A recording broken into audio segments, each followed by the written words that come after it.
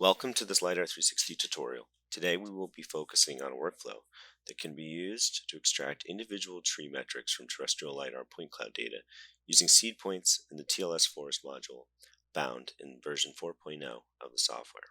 Forest LiDAR data can be used as a source of information from which locations, heights, diameters, and other important forest inventory metrics can be extracted at the individual tree level. Prior to the extraction of individual tree attribute and measurement data from forest LiDAR, clusters of points representing individual trees must first be identified using LiDAR360's Point Cloud Segmentation tools. After launching LiDAR360, load the terrestrial LiDAR point cloud into the project. Now open the TLS Seed Point Editor located in the TLS Forest toolbox. After the TLS Seed Points Editor toolbar loads in the viewer, click on the Editor toolbar and choose the Start Edit option. Make sure the sample data is selected and click OK. Under the Editor dropdown, choose the Open Seed Points file and select the seed.csv file. We created this in a previous LiDAR360 version 4.0 tutorial where we explored how to use the batch extraction tool. Now click the Point Cloud Segmentation from Seed Points button located on the editor's toolbar to segment clusters of points representing individual trees from the input point cloud data. The 3D coordinates of the seed points found in the CSV file will be used by the TLS segmentation algorithm to serve as the starting locations for searches that identify points belonging to a specific tree in the forest LiDAR data.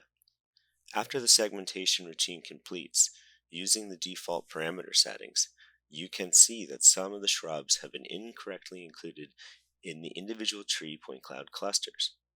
The different colorings of each cluster correspond to a specific tree, and all of the points in each cluster that have been assigned to the same color also have the same tree ID value.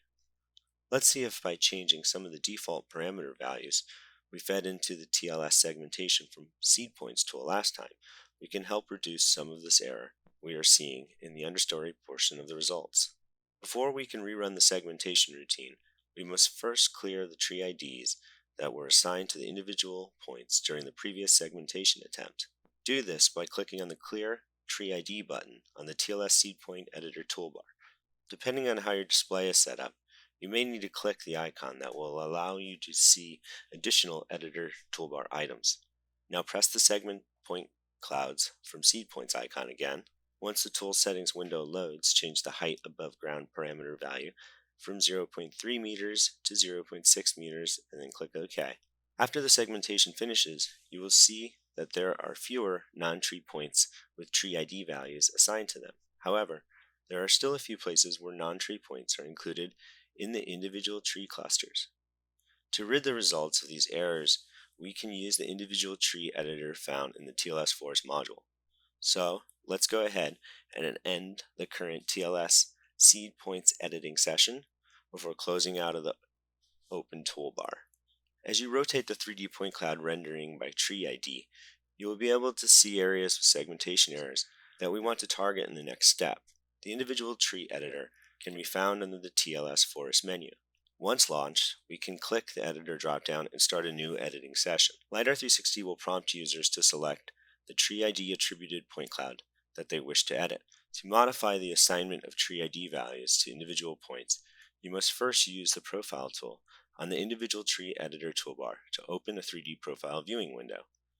Click on the point that will serve as the center of a hexagon-shaped boundary delimiting an editing region of interest. Points included in this region of interest will then be loaded into the 3D profile viewing window, and a tree ID editing toolbar will appear above them. Once the points have populated the 3D profile viewing window, click the Load Editing Region button. Then, press the Create Tree icon and a pop-up interface will load. Use this interface to select the class or classes of points that will be included in the new individual tree cluster that this tool will be used to create.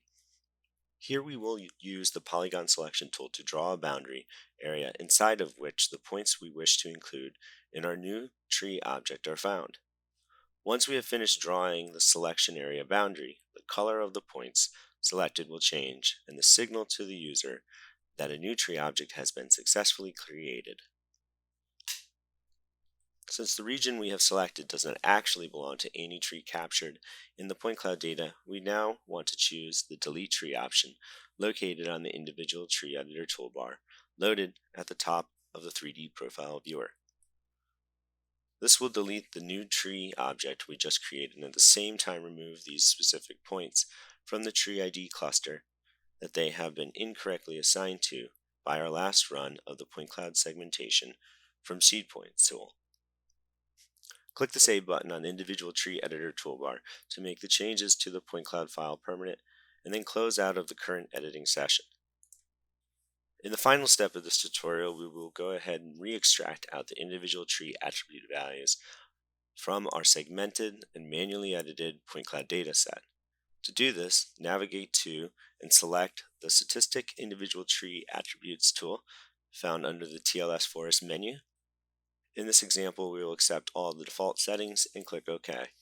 After giving LiDAR360 a moment to complete the automated extraction of individual tree location and biometric data attributes from the input point cloud, we will be able to load the outputs into our LiDAR360 project for viewing and inspection.